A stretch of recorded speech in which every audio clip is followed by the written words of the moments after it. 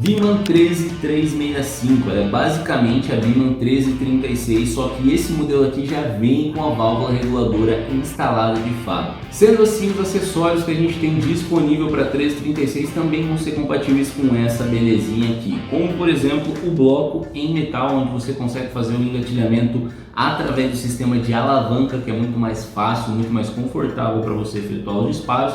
A gente também tem um moderador de ruído que fica aqui na ponta do cano e também a válvula de admissão que não está aqui na frente, mas é essa belezinha aqui. Se você quiser saber mais sobre todos os acessórios disponíveis para Biman 13365, é só acessar o site da Quickshot.